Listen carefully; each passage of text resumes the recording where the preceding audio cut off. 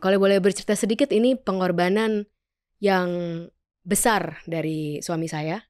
Karena anak dan suami saya masih berada di luar, belum bisa ke Indonesia. Sehingga sampai saat ini yang mengurus anak dan bekerja full time, mengurus rumah, itu di sana, itu suami saya.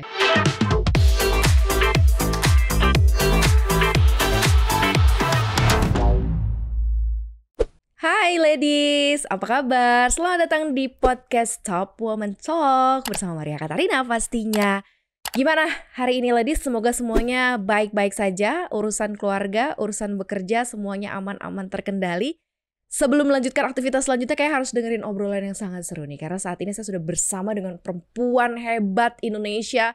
Ada di Kabinet Merah Putih. Bersama-sama berjuang dan memberikan dampak pastinya. Karena perempuan itu bisa bekerja, berkarya, berdampak, bisa jadi apa aja. Itu yang namanya perempuan ya.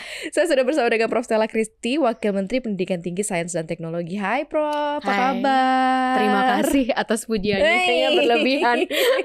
Terima kasih. Soalnya setiap kali ketemu perempuan yang aktivitasnya banyak, tapi keluarganya support, keluarganya terpelihara dengan baik tuh kayaknya bener-bener sebuah apa ya, amazing gitu loh Prof akunya. Makanya aku seneng banget kalau ketemu sama cewek-cewek ngobrolin sesuatu. Kok bisa sih ngatur waktu ya? Kayaknya seharinya gak 24 jam ya Prof ya? Pasti enggak lah. Pasti enggak nanti. Ntar kita cerita-cerita ya. Oke. Tapi aku termasuk yang bener-bener sangat inget banget waktu Prof Stella itu dipanggil untuk ketemu Pak Prabowo. Karena kan itu di live TV ya. Semua kan live TV. Jadi semua mata tuh tertuju ke sana. Dan after Prof muncul di sana, besoknya tuh banyak bikin konten kacamata. Di mana bisa ditemukan kacamata Prof Stella? Tolong dicarikan gitu. Lihat nggak Prof waktu pulang ke Indonesia, update nggak Indonesia udah sejauh apa? Menduga nggak Indonesia sudah seperti ini? Ya tentu saja sih, Kak, saya sudah lama tinggal di luar, tapi karena sekolah dan pekerjaan. Tapi memang tiap tahun tentu saja pulang menjenguk ayah ibu. Dan kalau Indonesianya secara dari ya rakyat biasa tentu saja sudah tahu, tapi belum pernah kan masuk ke pemerintahan. Dan itu memang suatu yang luar biasa bahwa Bapak Presiden mempercayakan seorang wanita untuk bisa masuk pemerintahan yang bahkan sebelumnya belum punya background untuk di pemerintahan. Waktu ditelepon waktu itu Prof Stella lagi di mana? Saya waktu itu ditelepon ada di rumah adik saya numpang. Tapi kebetulan udah di Indonesia ya waktu itu ya? Iya, memang seperti 3 hari sebelum dipanggil ke Kertanegara itu diminta akan baik kalau ada di Indonesia begitu. Tapi kan belum ada yang pasti ya. Jadi saya pikir waktu itu memang liburan, jadi ya sekalian ke situ begitu. Jadi saya memang tinggal di rumah adik waktu itu, dan waktu ditelepon yang untuk ke Kertanegara ya yang pertama kali itu, ini mungkin ceritanya Mbak Maria juga sudah tahu, tapi saya kan nggak punya mobil, dan kalau manggil Gokar itu waktu itu nggak akan sampai di Kertanegara itu karena macet. Jadi saya naik Gojek. Iya. Itu saya masih ingat. Iya, saya masih ingat saya bilangin ke Mas Gojeknya, Mas, ini pasti aneh Mas, tapi saya dipanggil oleh Bapak Presiden dan saya harus sampai jam 2:30. Jadi ngebut tapi aman, bisa nggak Mas? Terus Masnya nggak bilang apa-apa, dia cuma bilang siap Bu. Minta foto bareng gak habis itu abangnya? Enggak, abangnya sih pasti gak percaya ya, aneh banget nih orang gitu kan, ngada-ngadanya. Tapi baik gitu abangnya, jadi ya udah gak apa-apa lah, biarin aja dia ngomong apa gitu. Lucu banget nih, menarik karena memang itu semua terekam jelas. Dan mungkin kalau dicari nih di rekam jejak digital tuh pasti ada semua sih Prof sih. Nah setelah kemudian diumumkan, terpilih nih untuk membantu presiden gitu ya. Pertama respon keluarga dulu deh, seperti apa? Suami, anak?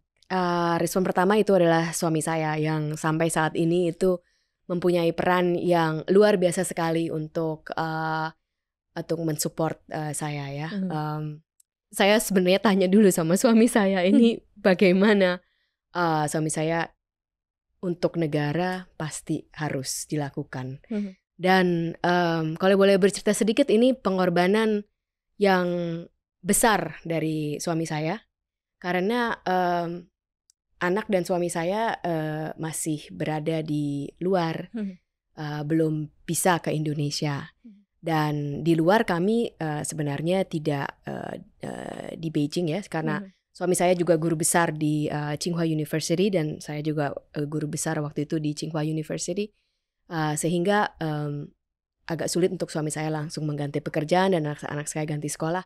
Dan kami tidak punya keluarga di Beijing, sehingga sampai saat ini yang mengurus anak dan bekerja full time, mengurus rumah itu di sana itu suami saya. Jadi saya hidup sendiri di sini. Wow. Ya. Itu komitmen yang itu memang harus, itu mungkin step perjalanan kehidupan keluarga yang harus dijalankan ya Prof.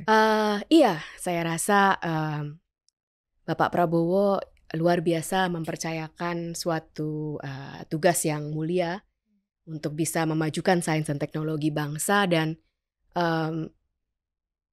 banyak yang memang pemikiran kami sebagai keluarga, tetapi kami pikir kesempatan ini begitu mulia dan dipercayakan oleh seorang Bapak Presiden yang sangat saya kagumi, sehingga kita harus jalankan sebaik-baiknya begitu. Dan ini support dari suami saya memang luar biasa ya, dan tentu saja support dari keluarga saya yang ada di sini, dan anak saya juga luar biasa gitu.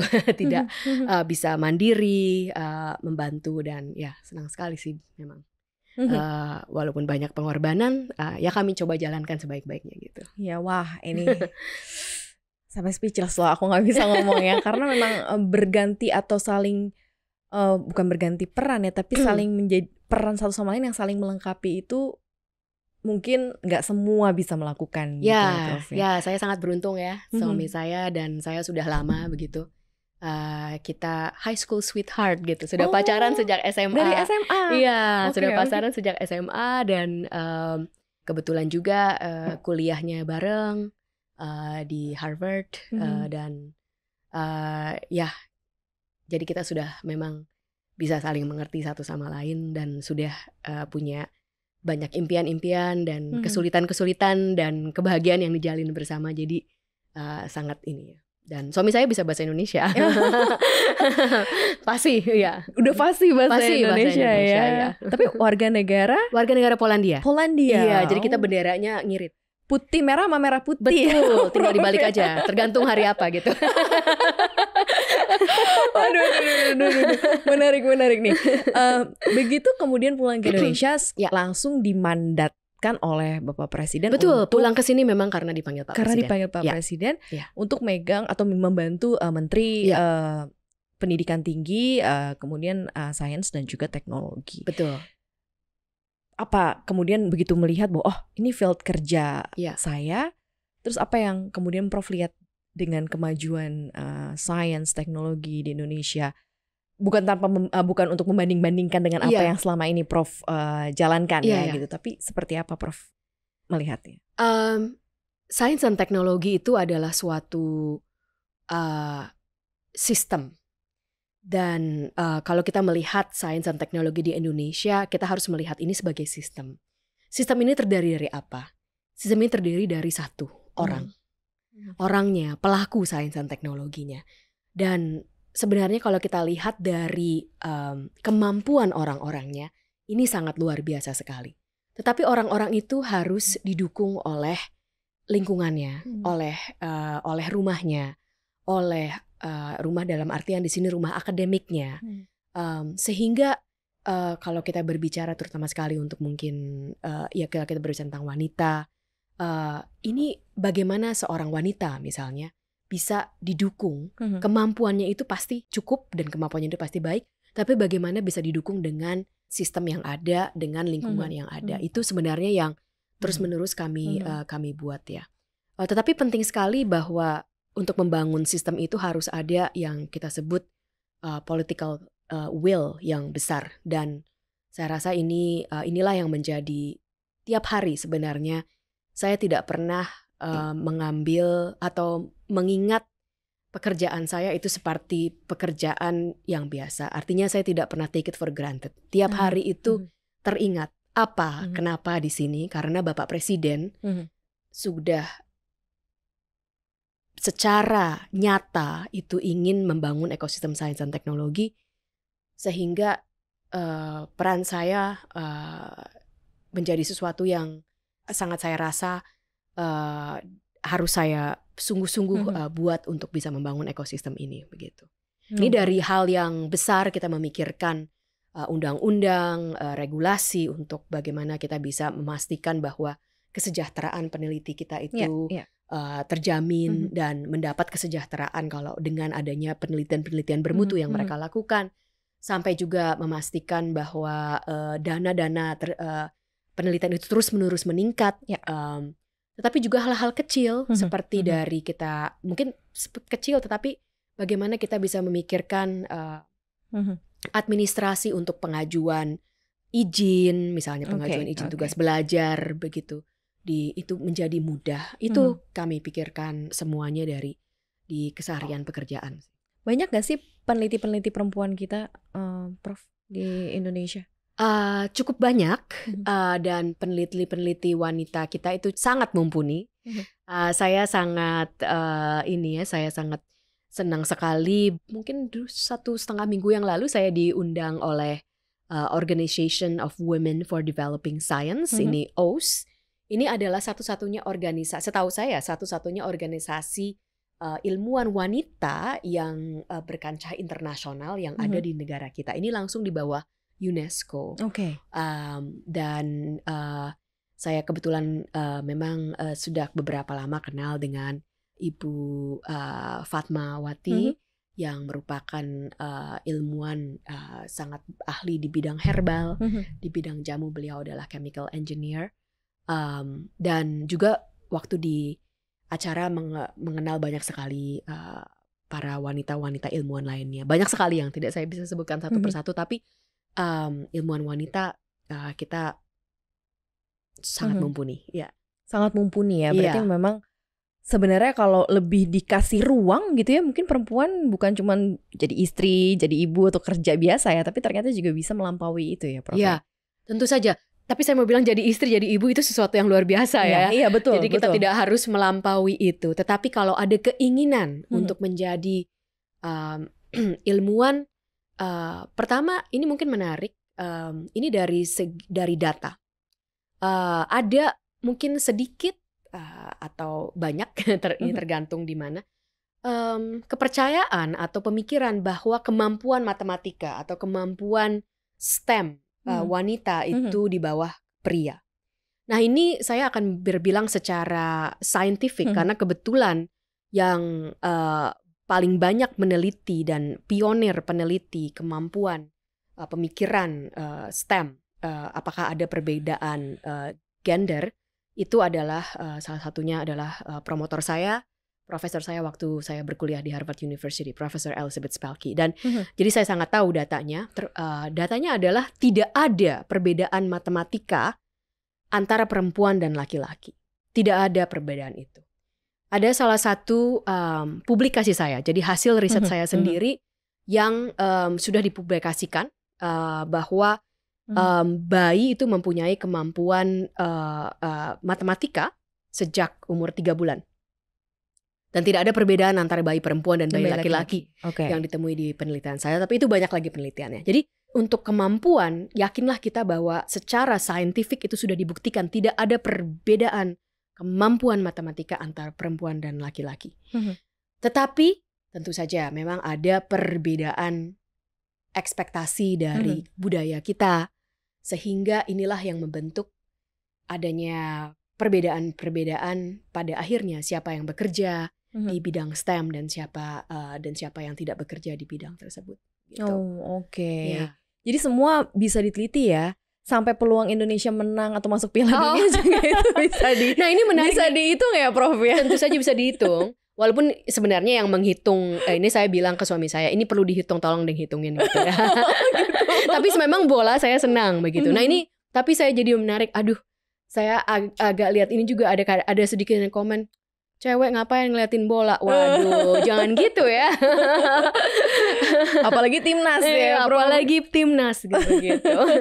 Jadi emang itu berdasarkan saintifik tuh semua bisa diprediksi ya atau Tentu saja ini kan statistik ya. Jadi statistik. kita menggunakan statistik. Nah, ini juga ada salah satu yang menarik tentang statistik. Perhitungan bola itu kita menggunakan statistik dan itu kita program di artificial intelligence, dan itu menarik juga saya berbicara di suatu forum internasional yang saya baru pulang dari sana mengenai AI dan education. Waktu kita memprogram itu AI-nya ternyata bohong atau ada salah dan kita harus bisa mendeteksi. Tapi yang mau saya bicarakan juga tadi statistik. Nah, ini statistik ini sering ditakuti dan ini sangat menarik sekali. Ini karena saya cognitive science, jadi saya meneliti asal muasal intelligence, asal muasal pemikiran. Nah, statistik ini ternyata berdasarkan sains terbukti bahwa statistik itu adalah bagian dari kita mempunyai statistik. Nah, jadi pemikiran statistik itu sebenarnya ada sejak awal dan kembali lagi tidak ada perbedaan antara wanita dan laki-laki tentang kemampuan untuk berpikir secara statistik. Dan kalau ditanya kenapa kok setelah waktu ambil mata kuliah statistik waktu di kuliah itu kerasanya statistik jangan gitu kan ya.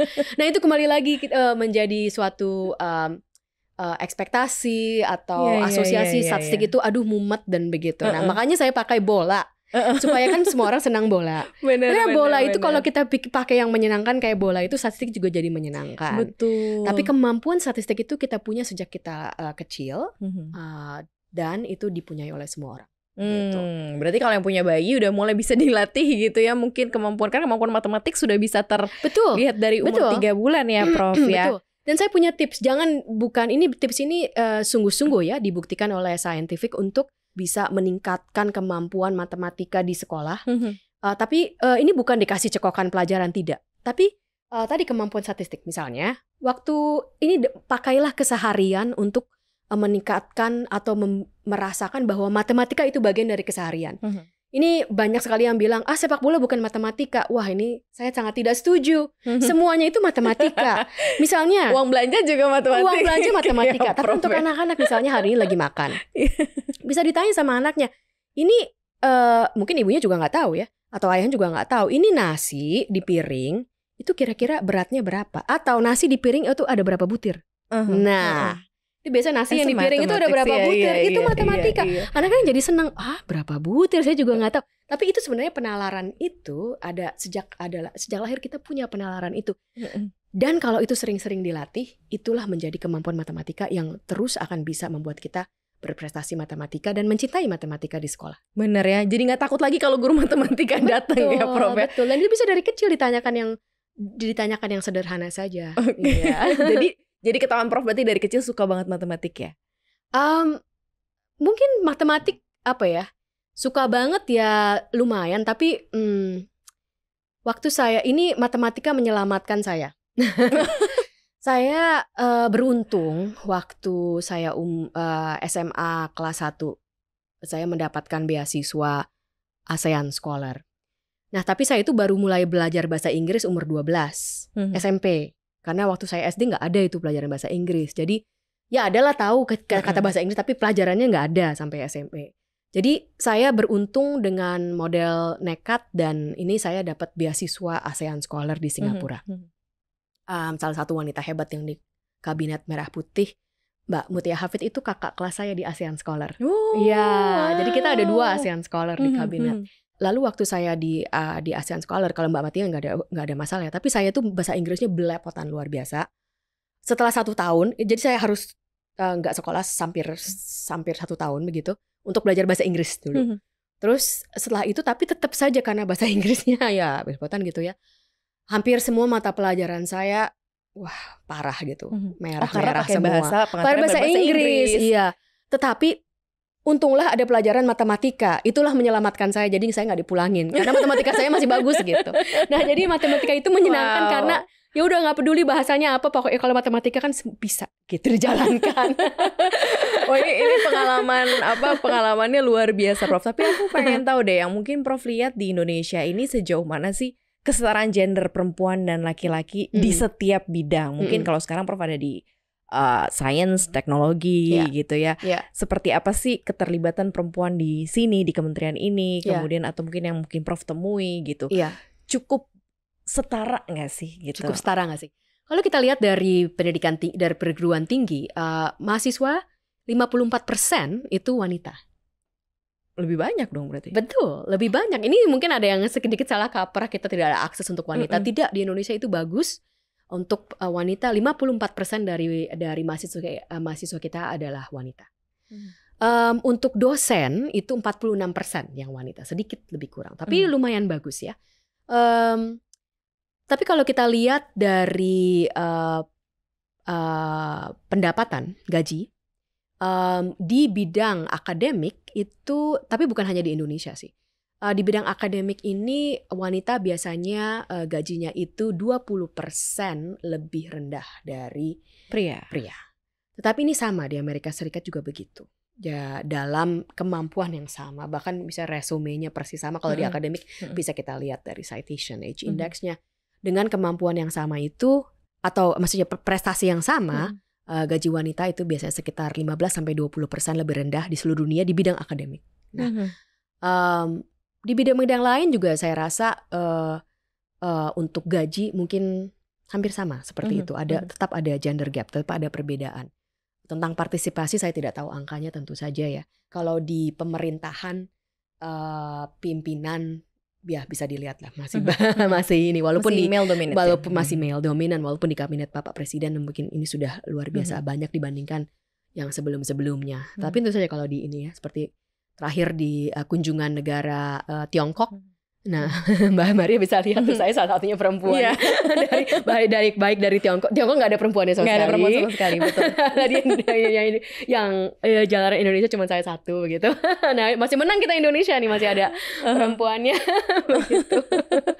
Oke, berarti sebenarnya masih oke lah ya compare kalau untuk ini. negara Tapi tadi yang seperti tadi perbedaan gaji itu sebenarnya adalah perbedaan struktural yang harus terus-menerus kita perjuangkan ya. Dan saya sebenarnya ingin memberikan sesuatu fakta yang mungkin tidak banyak diketahui orang tentang ilmuwan akademik begitu. Sebenarnya akademik dan ilmuwan ini adalah pekerjaan yang sangat bisa ditekuni oleh wanita. Kenapa? Kita sebagai wanita banyak tanggung jawab gitu kan. Harus mengurus anak, mengurus rumah tangga. Nah, ilmuwan itu mempunyai kebebasan waktu. Sebagai ilmuwan, saya ngatur-ngatur sendiri kapan saya mau riset, kapan saya mau menulis paper, bisa aja. Nah, saya biasanya nulis paper kalau dulu sebagai ilmuwan itu anak saya harus tidur dulu, baru saya bisa nulis paper. Tapi di dalam itu saya bisa dulu main sama anak saya aja, karena nggak ada yang ngatur-ngatur. Kapan mau nulis paper, kapan mau ini gitu masuk kerja ya.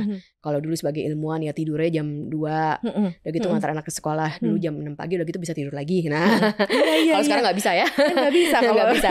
Makanya yang ngurus anak suami saya gitu.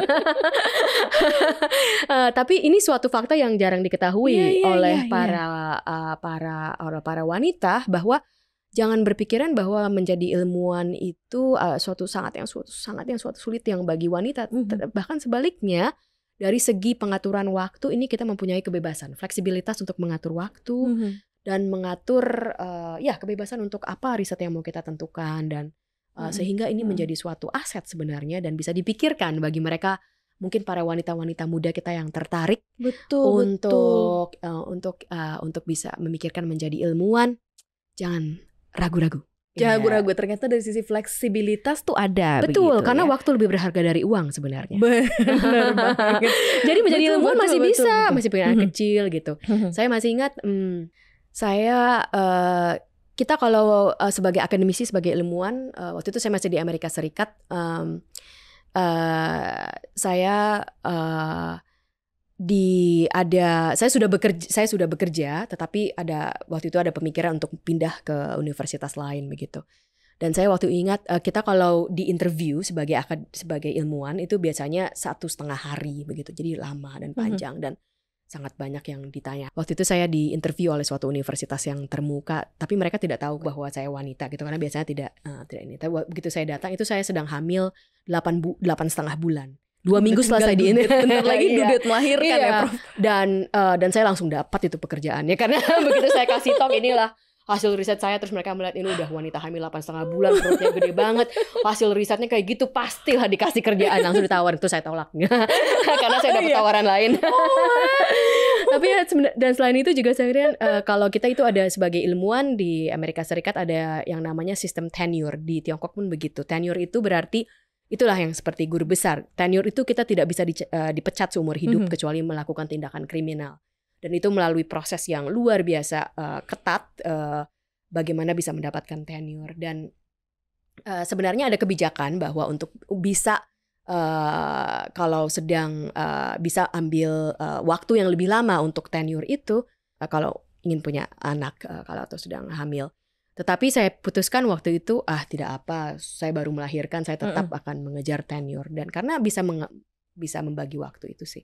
Tapi tentu saja dengan banyak dukungan suami saya gitu. Dia yang bersih-bersih begitu. Iya, ini dia loh. Perempuan itu karena kalau misalnya ada support system yang baik, dia bisa melambung bahkan melampaui begitu ya, melampaui apa yang dia bisa ternyata ya. Tentu saja. Nah ini Prof Stella pesan mungkin ya untuk perempuan-perempuan Indonesia, perempuan muda Indonesia yang mungkin nggak kepikiran, sekarang baru kepikiran gara-gara Prof Stella bilang. Jadi ilmuwan itu justru malah punya flexibility waktu yang bikin bisa diperuntukkan untuk para perempuan-perempuan begitu ya. Dan mungkin akhirnya kepikir, oh iya ya, oh aku dulu tuh punya riset ini, oh kayaknya harus diterusin lagi nih. Apa nih Prof pesannya Prof? Mungkin satu untuk para teman-teman saya yang sudah berumah tangga ya. Ini mungkin agak aneh pesannya, tapi saya ingin berpesan. Tidak usah terlalu memikirkan tentang balance. Karena kalau kita selalu memikirkan, aduh harus semuanya dibalance, semuanya dilakukan, itu pasti nggak tercapai. Balance itu bisa dipikirkan atau keseimbangan itu bisa dipikirkan di stretching dalam jangka waktu panjang. Mungkin pada saat ini sedang mementingkan karir. Nanti pada saat berikutnya, ya udah kita mementingkan anak kita. Jangan dalam satu waktu itu semuanya harus dikerjakan. Semuanya itu harus diseimbangkan. Nanti kita sendiri yang merasa tertekan. Jadi jangan semuanya harus ingin dikerjakan, semuanya harus diseimbangkan. Nikmatilah apa yang ingin kita lakukan pada saat itu. Dan kalau kita bisa menikmati, kita pasti bisa memberikan kebahagiaan bagi orang-orang di sekitar kita. Itu yang buat rekan-rekan saya yang terutama sekali yang sudah berumah tangga. Buat adik-adik saya, para wanita yang belum berumah tangga, yang sedang memikirkan studi dan memikirkan karir, wanita punya pilihan dan kejarlah pilihan itu. Apakah pilihan itu untuk menjadi ilmuwan, pilihan itu untuk menjadi businesswoman, pilihan itu untuk menjadi seorang wartawan, jurnalis, media, apapun itu wanita punya pilihan. Jadi yakinlah kita kalau kita tekuni, kita bisa mendapatkan apa yang kita pilih. Itu sih pesan saya. Mewek nih. Mau nangis nih ya. Tapi itu memang pesannya sangat-sangat mengena sekali Prof, karena memang perempuan dia berubah dari single, kemudian menikah, kemudian punya anak. Kadang-kadang dia lupa begitu ya menikmati waktunya. Kadang dia pun ketika menikmati waktunya masih ada rasa bersalah. Betul, itu ya, perempuan sering merasa bersalah. Biasanya gitu. Ini ada studi yang meneliti perempuan itu jauh lebih sering mengucapkan kata maaf dibandingkan laki-laki. Dikit-dikit, oh maaf ya. Bahasa Inggris juga dikit, oh I'm sorry. Ya nggak usah semuanya kita merasa bersalah. Itulah makanya saya bilang, nggak usah semuanya dilakukan, nggak usah setiap semuanya kita merasa harus kita balance. Nikmati juga hidup kita sebagai perempuan. That's point. Wah, ini kayak buat perempuan-perempuan langsung kayak ke-charge lagi ya energinya. Terima kasih banyak Prof waktunya. Terima kasih Mbak. Tapi satu lagi, kacamatanya tuh memang beli di mana? Kacamatanya dipilihin suami saya, belinya di Polandia. Cari ke Polandia ya yang pengen samaan sama Prof Stella. Sekali lagi terima kasih waktunya untuk Top Woman Talk. Prof, sukses terus di karir, kemudian juga keluarga, salam buat keluarga, selalu sehat, selalu erat gitu ya, dan selalu menginspirasi ke depannya. Thank you ya Prof. Terima kasih. Sudah mau ikut berjuang untuk Indonesia yang lebih maju lagi ya. Semuanya untuk Indonesia. Terima kasih Prof. Dan terima kasih sudah menyaksikan Top Moment Talk. Kita punya cerita-cerita yang sangat inspiratif lainnya. Jangan lupa saksikan kita terus di CNBC Indonesia TV. Jangan lupa juga untuk selalu tonton kita terus dan lihat juga kita video-video kita di YouTube Cuap-Cuap Cuan pastinya. Terima kasih banyak. Terima Prof sekali kasih. lagi. Terima Maria dan kasih. juga Prof Sela pamit. Bye bye.